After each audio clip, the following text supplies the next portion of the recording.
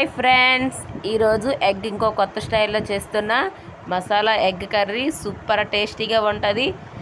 తినే కొద్దీ తినాలనిపిస్తుంది. సూపర్గా ఉంటుంది. ఇలా కూడా ట్రై చేయండి, మీరు కూడా చాలా బాగుంటుంది. ఏమీ లేదు ఫ్రెండ్స్, ఫస్ట్ మిక్సీ జార్ తీసుకొని కట్ చేసిన ఉల్లిపాయ ముక్కలు, అల్లం వెల్లుల్లి, జీలకర్ర వేసుకొని గ్రైండ్ చేసుకోవాలి.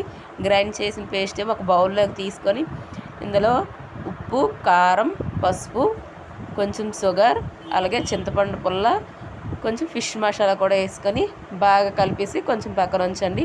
నెక్స్ట్ ఏమో మనకి ఎన్ని నస్తాన్ని గుడ్లు ఉడికించేసి అవి నిలువుగా కట్ చేసుకోండి.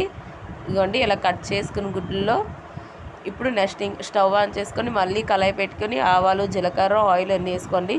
కరివేపాకు, ఎండుమిర్చి, ఉల్లిపాయ ముక్కలని ఇలా పెద్దగా కట్ చేసుకొని వేయండి, బాగుంటుంది.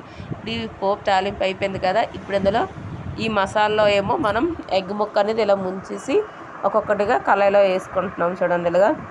ఇప్పుడు మొత్తం వేసుకొని ఈ మిగిలిపోయిన జ్యూస్ కూడా వేసేసుకోవాలి. ఇప్పుడు మూత పెట్టేయండి, కాసేపు మగ్గుతుంది. తర్వాత మళ్ళీ మూత పెట్టి తీసి చూసారా ఆయిల్ ఎలా తేలుతుందో. ఇప్పుడు మళ్ళీ ఈ గుడ్లన్నీ ఒక్కొక్కటిగా తిరగేసుకోండి. మళ్ళీ మూత పెట్టండి. మళ్ళీ మూత తీసి చూసేసరికి మన కూర రెడీ అయిపోతుంది. వాటర్ అంతా ఇంకిపోయింది కదా. ఇప్పుడు మసాలా దగ్గరికి అయిపోయిందా.